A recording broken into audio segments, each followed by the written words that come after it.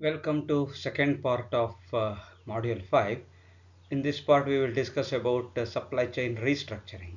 In the previous part we had discussed about supply chain integration. We had discussed both internal integration as well as external integration, and compared internal integration with external integration, various barriers to external integration, and how the distortion takes place, and why interdependence is important. All those points were discussed in the previous part. In this part we will discuss about supply chain restructuring. What is the supply chain restructuring? How is it different compared to supply chain integration? Whether integration is more important or restructuring is more important, are they related to each other? All those points will be discussed in this part. This PPT has been prepared by referring many sources from the internet, notes as well as videos, textbooks, and I owe thanks to them. And this is exclusively used for the purpose of education and student fraternity. What is restructuring of the supply chain? Normally what happens in the current era of globalizations, firms are under relentless pressure, continuous pressure. Okay, why? To continuously improve their supply chain performance. Why they need to improve their supply chain performance? In order to minimize the cost and maintain high levels of customer service. These are the two aspects or two expectations that always appear in front of every company in this globalization era. So it's the companies are not restricted to just one region. Okay, it's not restricted to one state or one country. Even if they are restricted to one state or one country, they will be facing the competition from every part of the world. That is why they need to sustain that competition. If at all they want to remain in the market, they need to improve their supply chain performance by minimizing the cost, by improving the customer service, satisfying the customer on a continuous basis, delighting the customers. All these aspects have to be successfully achieved, then only we can sustain the competition and stay in the market.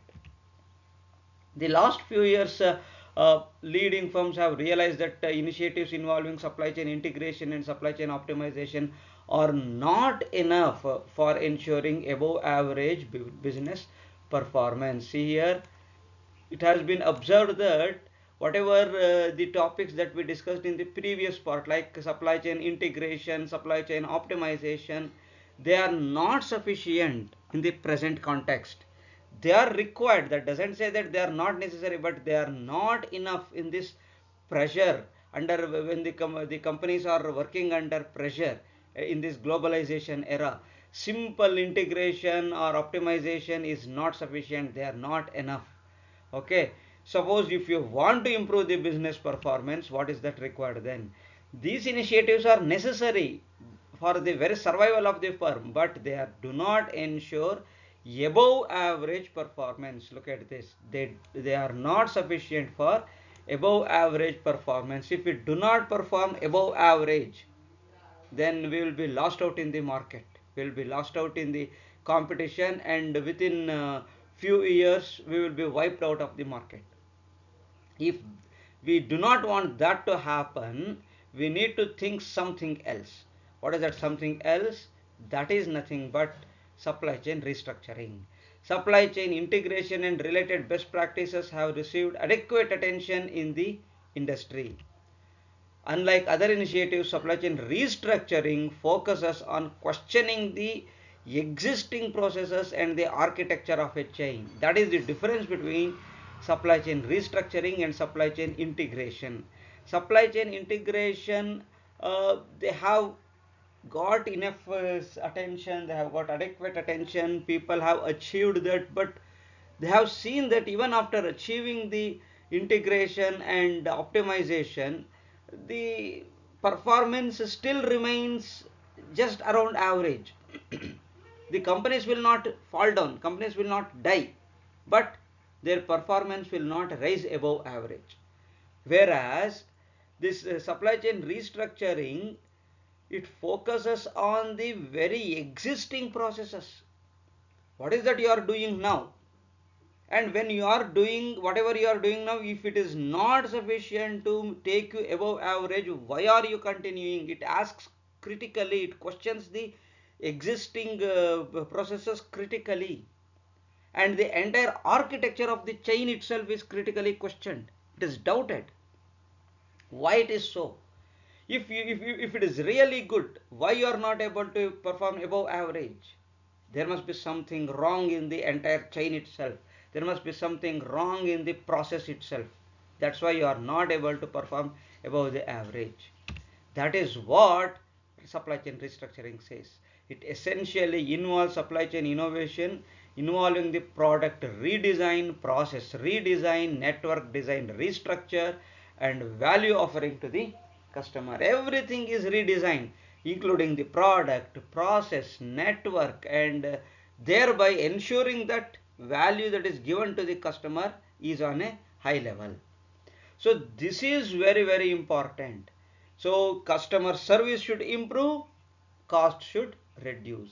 With these two as the prime goal, supply chain restructuring will aim at product redesign, process redesign, network design restructure, and thereby offers better value to the customer.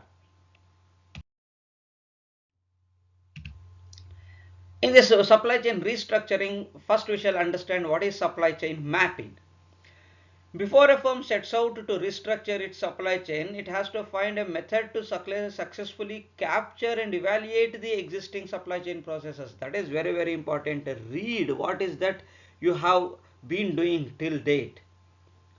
Before we learn anything new, we have to unlearn the older one. That is the very much required practice. Okay, when supply chain restructuring says about entirely new thing, redesigning the products, processes, and everything, first we have to understand what is that we are doing now, and then we have to unlearn it. Then we can adapt new methods, new processes, new products, everything. If we do not study the present process, if we do not study what is that being done now, existing supply chain processes, what will happen? There is a danger that unknowingly we will be adapting the same old processes because we did not know that it has already been used and found a failure. When we did not know that it's a failure, there is a tendency that we continue to do the same. In order to avoid such follies, avoid such mistakes, it is very much necessary that we need to read the present process, unlearn it, then learn a new thing. So this is termed as supply chain mapping. Existing supply chain processes can be characterized on the basis of the following dimensions. What are they? There are three dimensions: shape of the value addition curve, point of differentiation, and finally the customer entry point in the supply chain. These are the three different dimensions of the supply chain under which the supply chain can be characterized, can be studied, or has to be studied, so that later improvement can also take place in the same line. This is the value addition curve. Okay, how the value is getting added. This is the curve of cost versus time. Okay, cost on the y-axis and time on the x-axis. Now as the time passes by, cost increases, and as and when the cost increases, value gets added to the process. Okay, and thereby ensuring better value to the customer. If I continue to increase the cost, it may not be a viable solution. It may not add at the same rate, it may not add the value at the same rate as that of the increase in the cost. In order to avoid that, what is required is we need to start flattening the curve. See here, it is getting flattened, further flattening. Why is it happening? Initially I have invested huge amount of huge amount already, so I need to be very careful about that also, because my main aim is to minimize cost as well. If I keep on increasing the cost, the returns may not be there. Supply chain surplus may never be realized. In order to avoid that, I have to start flattening the curve. Flattening the curve in the sense what? I need to start taking measure to cut cost, but increase the value. Increase the value to the customer at lower cost. You have already invested, sustain that. That is very, very important. So that's why it is very important to reduce the cost by seeing that value to the customer is not compromised. Okay, so this is value addition curve, and this is point of differentiation, and this is the customer entry point, that is the dotted line. Let us discuss what are all these things in detail. Restructuring of the supply chain process involves altering the supply chain on one or more of these three dimensions. So either I have to change the shape of the value addition curve itself, or point of differentiation must be changed, or customer's entry point may have to be changed, altered, or else more than one dimension, or all the three dimensions. Any of these things must be thought upon, so that supply chain restructuring takes place. First we shall start with value addition curve. Okay, a typical supply chain starts with some input like material, information, which are transformed into end product and delivered to the customer. I will get input from the customer, I will procure raw material, convert that into finished goods and send it to customer. Customer will give me the feedback whether he is satisfied with the product or not. Based on that, either I retain the same design or improve the design, so that the customer can be satisfied or even delighted on a continuous basis. Okay, so that is the normal process. Value addition at each stage is very critical for the success of the product. Value needs to be added. Value needs to be added means what? What is that customer is expecting? He should get more than that. Okay, so that is the value addition to the product at each stage, from raw material to semi finished to finished to marketing, even at the service stage. Everywhere the value must be added, so that the product not just meets the requirements of the customer but exceeds the requirements of the customer. The value addition curve essentially captures the way we add the cost over a period of time in supply chain process. In a simplified version of the process, apart from the conversion and transportation activities, the material in different forms wait at several stages, like raw material store, intermediate store in the form of work in process inventory, finished goods or in the form of finished goods inventory, and a dealer warehouse before the customer or the consumer purchases the product. At all these levels, obviously what will happen, the material keeps on waiting. That increases the lead time, that increases the initial cost, unnecessary cost, that becomes a dead capital for me. All these problems will occur. If we map all the operations, value added and non-value added activities, that's what we get a curve as shown in the figure. Obviously, since the y-axis is capturing cumulative cost, the value addition curve is increasing with time. See, this is the curve I was talking about. When we map all the value added and the non-value added activities, we will get a curve like this. And since the y-axis is capturing cumulative cost, it captures the cumulative cost. It's not as the time increases, the cost goes on adding to the previous time period. In that way, it is the cumulative cost. and it will increase. As I've already said, it should start flattening. We need to see that costs are cut, costs are reduced, without compromising on the value being added to the customer, so that the curve can be flattened, and more benefits can be obtained. Next is the point of differentiation. The concept of point of differentiation is valid for any organization that is offering a variety of end products to customer. Point of differentiation in the sense from where a product gets becomes different. That is the meaning of point of differentiation. As the product moves up in the chain progressively, the product assumes an identity that is closer to the end product. The point of differentiation is a stage where the product gets identified as a specific variant of the end product. Let me take a very simple example. See, I procure a few fiber sheets, a few raw materials, mild steel or aluminum sheets, and they are lying in my warehouse, and I need to convert them into final car. Looking at these sheets, fiber sheets or aluminum sheets, can I say that this will be getting converted into a car? I cannot say, because those materials are required for n number of purposes. It could be used for any of those purposes. How can I say that it is exclusively used for cars only? That is the point of differentiation. It is not different now. It is a common raw material. It is not at all different. When to make that, yes, this is car, when I realize that yes, this looks like a car, that point is point of differentiation.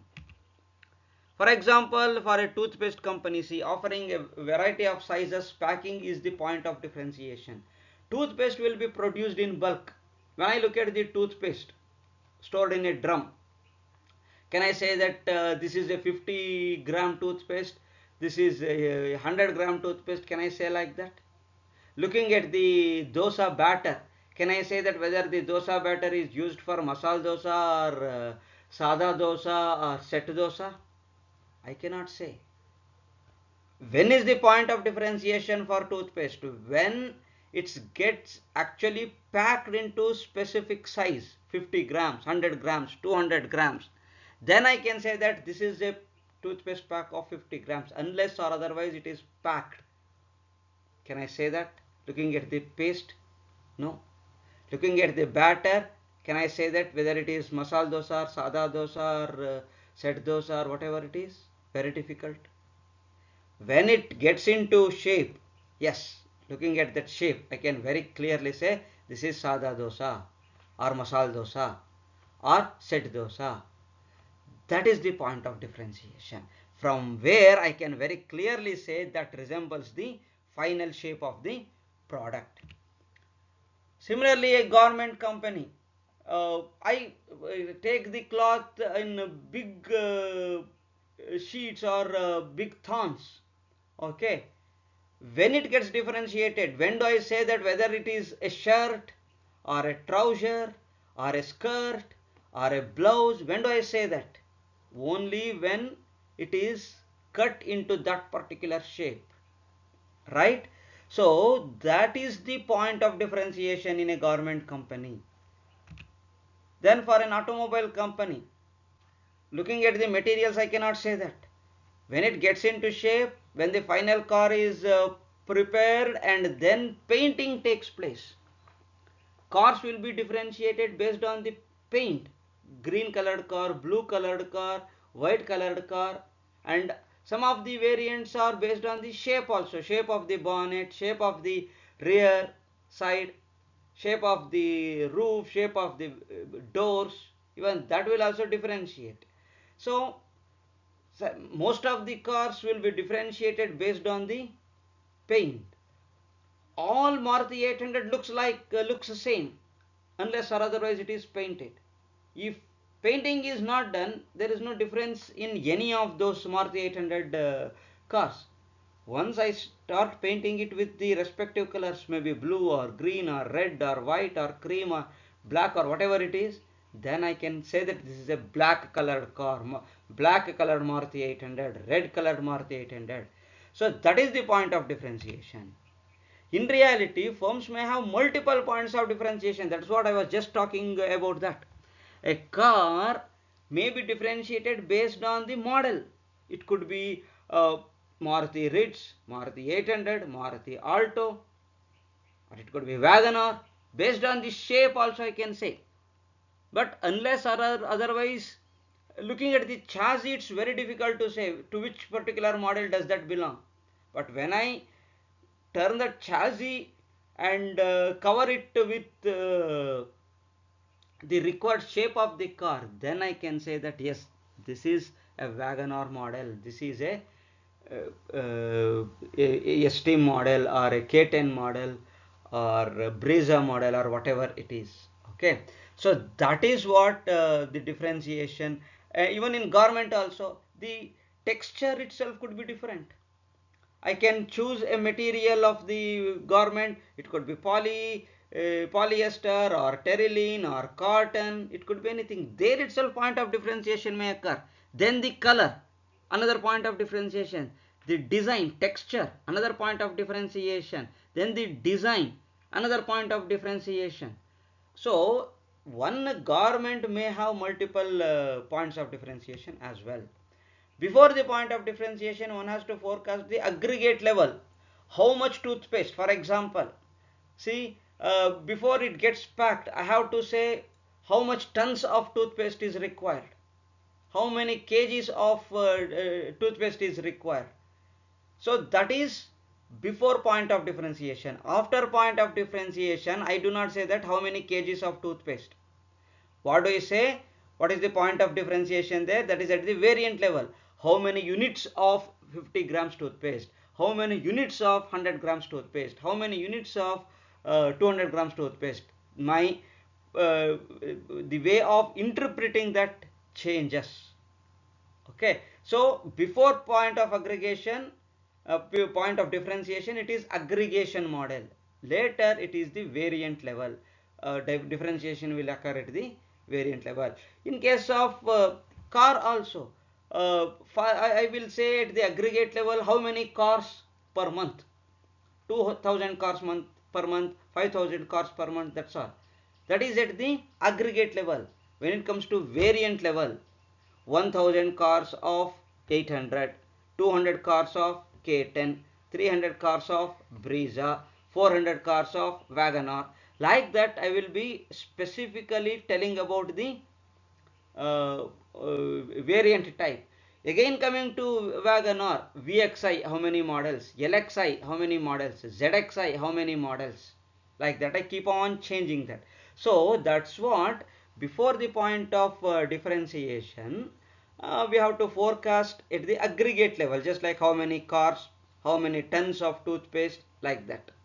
Okay, how many thorns of cloth, that's all. But after the point of differentiation I have to be very specific. I need to be pinpointed towards the variant. Okay, so that is the difference between my interpretation before point of differentiation and after point of differentiation. So this is the point of differentiation before which it will be for the aggregate and after which it will be for the variant. Customer entry point in the supply chain, this is the third dimension. That's we are trying to understand the current system where customers enter the supply chain. Normally customer will enter the supply chain at the end point. Okay, that is at the retail stage. Here they normally do not enter at the beginning itself. They normally enter at the end of the point. That means they go to the retail store, purchase what they want, that's all. And that's what they expect. It is to be available in the shelf. I want to purchase Horlicks. I will go to Horlicks. That should be available there. I want Dabur Chyawanprash. I go there and Dabur Chyawanprash should be available. I want to purchase Nandini ghee. Nandini ghee must be present in the shelf. So that is what the customers expect. However, if customer is ready to give some delivery lead time, then the customer entry point will be ahead of the delivery time. What does that mean? If they are ready to wait for some time, see for example, I wanted to have a particular model of the car.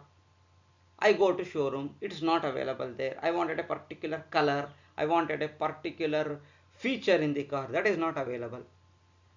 Shall I compromise myself with whatever is available there? No, I will wait. Okay, I am ready to wait. As a result, what will happen? Customer entry point comes early. It is not at the purchasing time. It is much before the purchasing time. Essentially, the customer entry point captures the order to delivery lead time. It captures, it tells you the lead time from order to delivery. That is the advantage of this customer entry point. So we have to ensure that customers enter early to the supply chain so that there will not be any confusion in the supply chain. Now we will discuss about the supply chain process restructuring. And we have already said that either you play with any one of those dimensions or two dimensions or all the three dimensions. Anything has to be played up around, and something radical changes must be obtained in the entire supply chain so that our performance is above average. First one is the postpone the point of differentiation. So don't start the differentiation at a very early stage of the product. So if you start differentiating right from the beginning, then what will happen? If something goes wrong, everything will be wasted. Instead, see, till Maruti, for example, let me take the example of Maruti 800 car. Till the coloring stage, everything will remain the same. Okay. And now the earlier you had predicted that green colored car will be sold most. Okay, you did not start the manufacturing for a green colored car. You started manufacturing for a car, Maruti 800 car, and painting it with green color is done at the last stage. By the time you realize that whatever the demand is there in the market is getting changed, you have it, you are still in a position to cater to that need. If you observe that instead of green colored cars, red colored cars are on high demand now. You can make the change so easily. Why? We have not painted any of the car. Instead of green paint, paint more cars with red paint. That can be sold in the market so easily. If I had started with red painted cars, then what would have happened? I mean to say, if I had started with green painted cars, what would have happened? Demand has decreased. Where do I go now? That problem will occur. Okay, that's why postponing the point of differentiation, you can achieve better results. Second one is the alter the shape of the value addition curve itself. Shift the bulk of the cost as late as possible. Try to keep the cost versus time curve as flat as possible at the early stages. And then when you realize that okay, everything is smooth, then you invest. Instead you invest everything and the mood of the customer changes. Whatever investment has been done, everything is wasted because the curve is steep, it is not flat. If you keep that at flat and later when you realize that yes, customer will accept this product, because the time duration will be very less, then by the time it reaches the market, the time duration is less and the chances of customer changing their mood is comparatively lower. Okay, and that's why postpone it as much as possible. uh, Next one is advance the customer ordering point. Okay, advancing the customer ordering point to move from MTS, made to stock, to CTO in the supply chain. Made to stock in the sense we make it, push it to the market, wait for the customer. Instead, configure it to order. Whenever you get the order, manufacture it as per the requirement of the customer. So this is uh, the MTS and CTO model. Okay. Now advancing the customer order point. We are by advancing the customer order point, I will be moving from MTS model to CTO model. How? In MTS model, customers' opinion is not at all collected. Customers go to the retail shop, purchase whatever they want. We have never bothered to ask what customers want. We are just doing it. We think that customers will purchase it. But CTO model is not like that. We configure them to the requirements of the customer. As a result, the chances of failure is very less here. So because of these things, what will happen? Costs will come down, wastage will be less. And if we one were to able to postpone the point of differentiation, one will be able to move from MTS to CTO. If we can postpone the point of differentiation, okay, moving from MTS to CTO is very easy. In a CTO supply chain, since the point of differentiation takes place after the customer order, one does not have to prepare a variant level forecast. This is very important. In CTO, when I move from MTS to CTO, what happens? I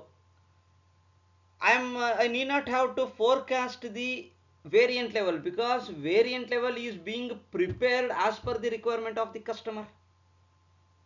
That particular change, whatever the changes the customer has suggested, all those things are being brought in and are being incorporated in the product as per their requirement. So I need not have to forecast the variant level. I need not have to do the variant level forecast. If I have to just do the the aggregate forecast, not the variant level forecast. So these are the three important dimensions. Impact of the supply chain integration or optimization. This is the shape in which if I integrate the supply chain, or if I optimize the supply chain, what best I can do is that the shape of the value addition curve will remain the same, only cost gets reduced to this extent, and the corresponding reduction in the cost, corresponding reduction in the time. See, this much time has been reduced and this much cost has been reduced. Okay, so reduction in cost and time takes place, but this is not sufficient. That is what is being discussed.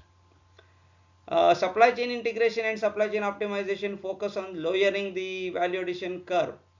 But what happens? Of course, cost and time reduces, but the relative position of the point of differentiation does not change. The point of differentiation will not change. It will remain almost at the same level. Only cost and time gets reduced. The supply chain restructuring, it is not just about reducing the cost and time. It is about altering the shape of the value addition curve itself.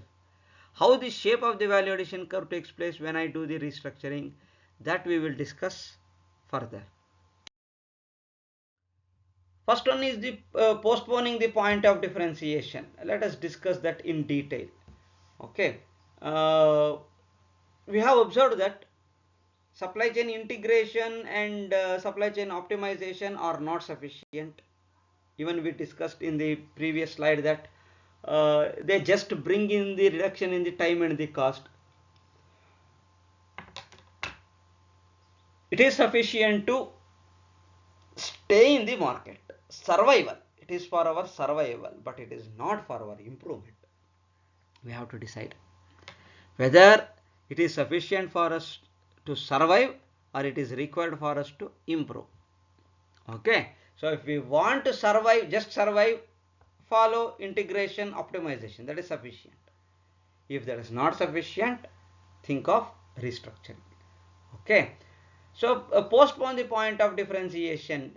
Do the differentiation at a later stage, not at an early stage. Delaying the differentiating operations, apart from reducing inventories, also reduces the time. It also reduces the time. That also reduces the cost. It helps to reduce the inventory.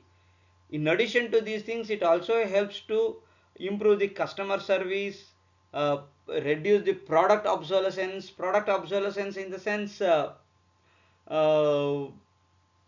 product will become obsolete. That particular design, that particular shape, or that particular product will not be recommended by the customer, will not be taken by the customer. That is termed as product obsolescence. Okay, no one wants that. Nobody wants that. Even if you are if anybody is giving it free of cost, nobody wants that. That is product obsolescence. Okay. uh, this is very important. So by postponing the point of differentiation, I can avoid these things. One of the case studies, say Hewlett Packard, HP's postponement of product differentiation. Earlier they used to have different kinds of laptops for different markets like Asia, Europe, America, Japan, China, like Africa, like that. They used to have different types of laptops for different markets. That was too much, actually. That is too much. We should not think of like that. So finally what they did, they changed that point of differentiation to a later stage. Now what they do, the laptop remains the same, whether it goes to America or to India or to China or Africa, it remains the same. What is different? The adapter is different. Why? Because Western countries they use square pins. In India we use round pins. Many of the countries which still use round pins, if you supply every country with square pin charger, what will happen? Who will purchase your product? Just for the reason it has no proper charger, nobody will use that product. That is why what HP did, it came up with a very innovative idea of keep the laptop same, keep the desktop same, just change the adapter as per the market's requirement. That's why from past almost 1.5 decades, 1.5 to 2 decades, we have been using such charges which can be alternatively used, which can be dismantled and substituted by one more charger. Postponement in bicycle industry, that is another example. See, normally what happens, assembling of bikes, where does it happen? Does it happen at the factory end? No. You go to a cycle shop and you need to just wait for half an hour. He will assemble it. What is the advantage of that? Assembling takes place right in front of our eyes, first thing, and we can ensure that everything is being brand new, every part is being brand new. Third thing, if I want say black colored frame, blue colored mudguard, red colored handle, that is also possible. Custom made, totally custom made products can be obtained. So these are all the advantages of postponement of the point of differentiation.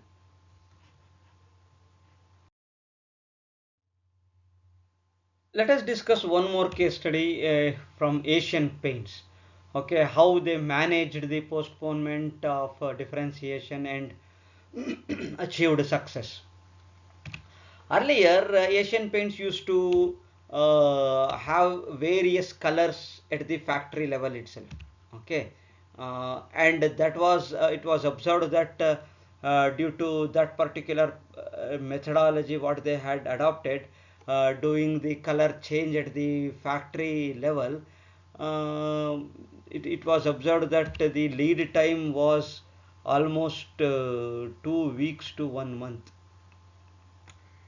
Okay, so it was almost 1 month delay. So by the time I order for a particular shade of the color, you might have observed Asian Paints, whenever we want to purchase a paint, uh, the brochure contains 4 or 5 folds. which contains multiple shades, hardly there would be minor difference, but the difference is very seeable, and it is prominent. Okay, even though we cannot see it immediately, but when it is painted, we can clearly see the difference. That is the major USP of Asian Paints. They have multiple number of shades. When it was being done at the factory stage, it was 2 weeks to 1 month time, lead time. That means I place the order, I get that paint after 2 weeks or 1 month. That was reducing the market share. Customers were not happy. They were switching over to some other brands who gave them better service. Then what Asian Paints did, it moved that mixing from factory end to selling points. How? Let us discuss that. The emulsion comprises of a base and a combination of stainers. Base is common for all type of emulsions. Okay, there is no difference. Only these stainers will be added in different proportions. Stainers will be added in different proportions so that that particular shade is obtained.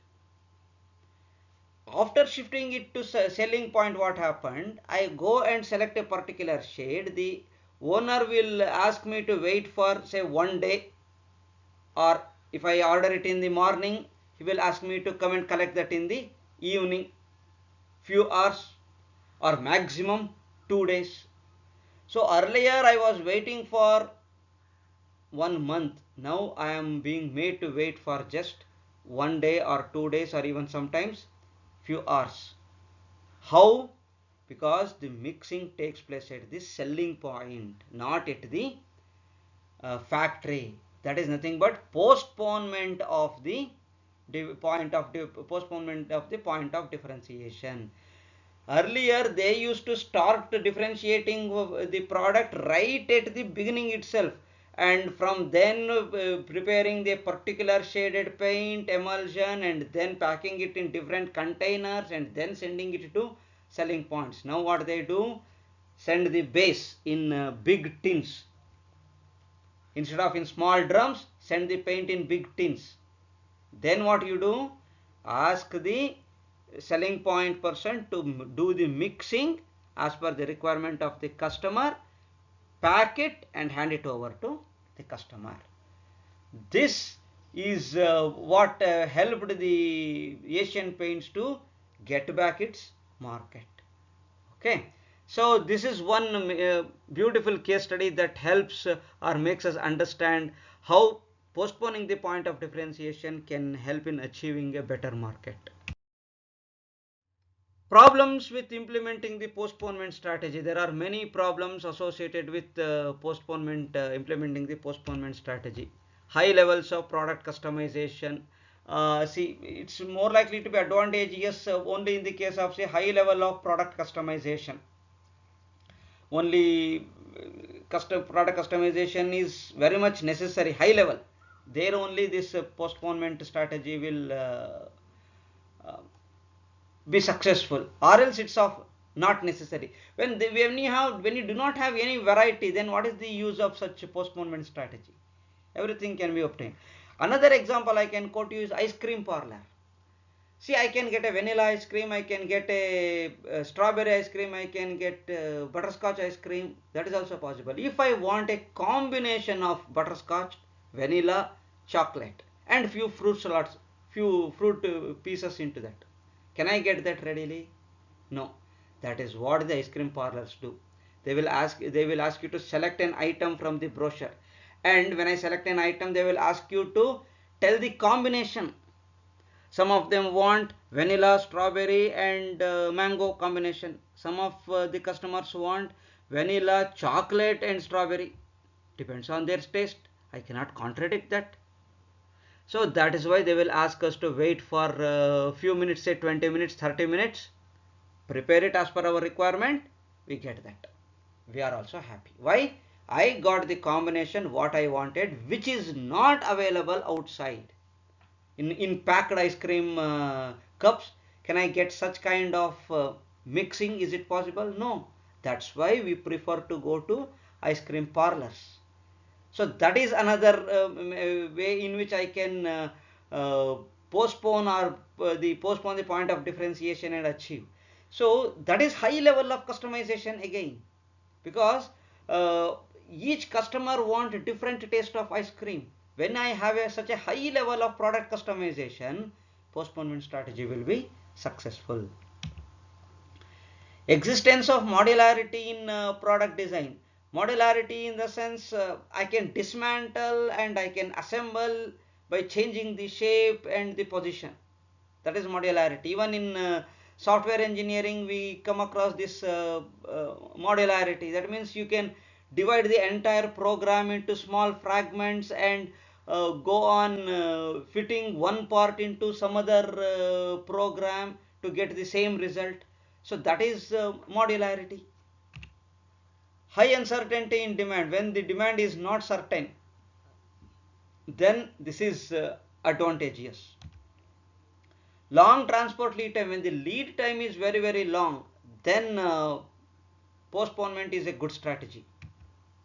Short lead times of postponed operations. And when you have already postponed the operation and the lead time is very short, then it is advantageous. Low value addition in transportation. There is no scope for any value addition in the transportation. High value addition in the postponed operation. That means when you have postponed an operation and when you are expecting high value addition. See, for example, let me take the example of ice cream parlor again, or the bicycle. What do we do in bicycle? Everything comes as spare parts, and I can get the mudguard, frame, handle, rim, tire of my requirement. So I have postponed the operation of assembly and I can add high value to that. That is the meaning of high value addition in postponed operation. I hope you have understood the example of bicycle. So if a hero bicycle of a particular model comes and I am forced to purchase that, I may not like the shape of the handle, I may not like the color of the frame, I may not like the sticker pasted on that, I may not like the shape of the tire. Instead, if I am given the freedom of selecting various things from the spare parts available, and if I am ready to wait for 1 hour or 30 minutes, that's an advantage for the company, right? That is the meaning of high value addition in postponed operation. However, the benefits achieved due to quick response to customer, reduction on inventory carrying cost and transportation cost have to be measured against the possible disadvantages also. You have got all these advantages, but what are the disadvantages? Loss in scale of economy. So you cannot produce in mass now. That is quite possible, because point of differentiation is at the customer end, almost at the customer end, so that economies of scale cannot be obtained. Second important thing is that transferring the critical operations from central factory to the dealer point may result in the dilution of the product quality. Let me take the example of the bicycle again. You have selected hero bicycle, okay, and you are expecting a quality bicycle because hero is a household name. But when you start riding the bicycle, if the chain starts slackening or disassembling from time to time, who is at fault? Is the hero cycle at fault, or the person who assembled that is at fault? What we will start thinking, oh, that hero cycle is waste, that chain is not at all proper, I should not recommend hero cycle to anyone else. Unfortunately, it's not the fault of the company, it's the fault of the person who assembled it. The loyalty, the attachment to hero bicycle what the company has is entirely different from the person who assembles the cycle. The person who assembles the cycle has nothing to do with the brand name hero, whereas the company has a very high attachment to the brand name Hero. That's why they would have taken care more than the local person who assembles it. That disadvantage is there in the case of postponement strategy. Changing the shape of the value addition curve. See, this is another way. Look at this is what we had done earlier by bringing in the better integration and all those things. This is not sufficient. This is necessary. Look at the shape of the value addition curve now. Instead of a high investment at the early stage, go for a low investment at the early stage, then a little bit increase, then a little bit increase. As a result, what will happen? If anything goes wrong, only this much will be wasted. Here, if anything goes wrong, this much gets wasted. Which one do we prefer? We need to prefer the second curve. Okay, so that is the difference between bringing in the integration and bringing in the restructuring. This is only bringing in the integration. This is about bringing in the restructuring. Ideally, one will like to alter the shape of the value addition curve so that the bulk of the cost gets added as late as possible, so that I will have some time to rethink, reschedule, redo everything. Or else if I have wasted all my investment on initial changes itself, I will be left with no further investment. Activities that consume much cost but very little time will be identified as cost intensive, whereas the activities that require long time, it will be considered as time sensitive activities. Okay, so I have to be very careful over there whether I need to concentrate more on the cost intensive activities or I need to concentrate more on the time intensive activities. So in this case it will be cost intensive activities, whereas in this case it is time intensive activities. So time intensive activities are better than cost intensive activities because you will be wasting only time, not cost. In case of cost intensive activities, you will be wasting the cost rather than time. So these are all the things that we need to take care in case of changing the shape of the value addition curve. Another important thing is this will require us to sequence process in a way that time intensive processes are scheduled first and cost intensive processes are scheduled at a later stage. That's what I said. You can afford to waste time, but you cannot afford to waste cost. Remember that. Now I have a beautiful example of telecom operators like Tata Teleservices and BSNL, how they changed the cost intensive and time intensive works and obtained the benefits. Normally what happens, this is the sequence of operations: procuring the optical cable, obtaining the right of way trenching, and then trenching, third stage, laying of cable and starting the network. Here procuring the optical cable is cost intensive. That means it involves very huge amount of investment, whereas these trenching, laying the of cable and starting the network, they are related to time. Normally what the people do, or what these telecom companies do, they trench a they dig out a trench. They dig out a trench this much depth, okay, very narrow of course, and in that they keep on laying the cable. Okay, they run the cable and then cover it with mud. This is what normally all the telecom companies do.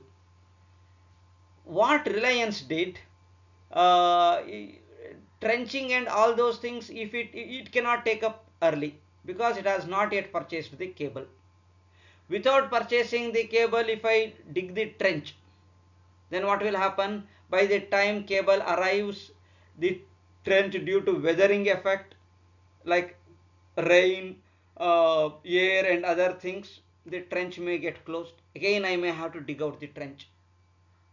So that was a problem. So as a result, what happened? Till I purchased the cable, I cannot take up the trenching work. So that was consuming huge amount of time, years together.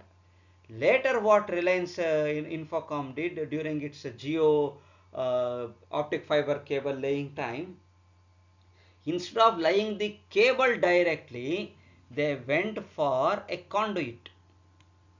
See, they went for a conduit. Conduit is a pipe. See here, it's like a pipe like this.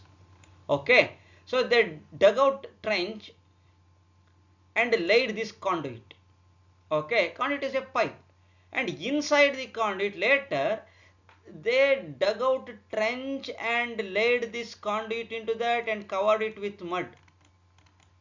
This end of the conduit is open, this end of the conduit is open. Okay, now I get the right, I get the license to start the network business. Then trench is ready. What I need to do, I just push the cable inside like this, it will come out. Just push the cable, that's all.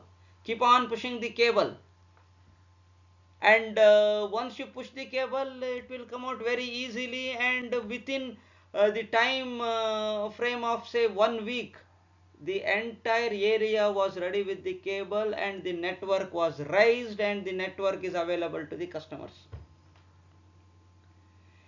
This is the technique they followed. Whether the license is there or not, throughout the country they went on digging the trench, lay the conduit. Yes, it increased the initial cost, a little bit cost for conduit, because conduit was not free of cost, but it saved them lot of time. By the time other operators could capture the market, Jio was way ahead, way ahead. And that is how Jio could capture lots of market in the Indian telecom sector. Many companies they had to face this stiff competition, very smart competition from Reliance Infocom. This is a beautiful example of changing the shape of the value addition curve itself by altering or giving more value to, more emphasis on or more value to time intensive activities than the cost intensive activities. The last one is the advance the customer ordering point, moving from MTS to CTO. Instead of making it to stock, making and moving it to configure to order. If the firm wants to move from MTS to CTO model, it will have to get the customer to advance his order, so that the customer ordering comes before the point of differentiation. That is very, very important. Okay, point of differentiation has to be very much early. That means your customer entry point is not after the point of differentiation. Customer entry point is before the point of differentiation. Moving from MTS to CTO model requires altering customer offering a way that the longer delivery time is compensated by an extra offering on any of the four remaining attributes like cost, variety, quality, and supplementary services. And you are ready to wait for few days. If you are ready to take up the burden of the lead time, as cost, variety, quality, and supplementary services are better. That is the meaning of advancing the customer order point, or moving from MTS model to CTO model. So make to stock means whatever is available I have to purchase. If I go to HP store, whatever HP has kept, I have to purchase that. Whatever Lenovo has kept as the laptop, I have to purchase that. If I want a different thing, or that motherboard I want a different, the processor I need it different, can I alter those things? No. Instead, if you go to a Dell store, they will give you choice. Whatever the choice you want, you choose, and within 1 week, 2 days, 3 days, you will get that whatever you have wanted. Okay, so that is you may not get the product as soon as you go to the storeroom. I go to the store, I mean to say, but you will get a product of your choice. For that you need to wait for 2 days. People are ready, customers are ready, customers are happy because they could get the product at what cost they want, what variety they want, what quality they want, and what supplementary services they want. See, even today, in spite of so many ready-made garment showrooms are there in our country, even today tailors' demand has not come down. Why? It is because of this reason. Customers are ready to wait for some time, because all customers are not happy with MTS model. I go to a ready-made garment showroom, either the color is not satisfactory, or the size is not satisfactory, the texture is not satisfactory, the design is not satisfactory, I am not looking good in that cloth, it is not fitting to me properly, the length is something wrong, the texture is something wrong, the cost is too high, one or the other problem will be there. But if I go to a tailor, I can select the cloth I want, I can select the design I want, I can select the shape and texture I want, I can add features to that, whatever the feature I want to add. I can I can alter the position of the buttons I want to keep in my shirt, pockets I want to keep in my shirt, collar, shape of the collar I can alter. All these things, flexibilities, are not there in CTO model, I mean to say MTS model. These things can be obtained in CTO model. That is why there is an advantage of moving from MTS to CTO, that is advancing the customer order point. Okay, so in this chapter, in this part, we discussed about the advantages of restructuring of the supply chain, like altering the shape of the value addition curve itself, or postponing the point of differentiation to a later stage, or bringing the customer entry point early in the product chain. I can make it, I can achieve the restructuring of the supply chain. Thank you all.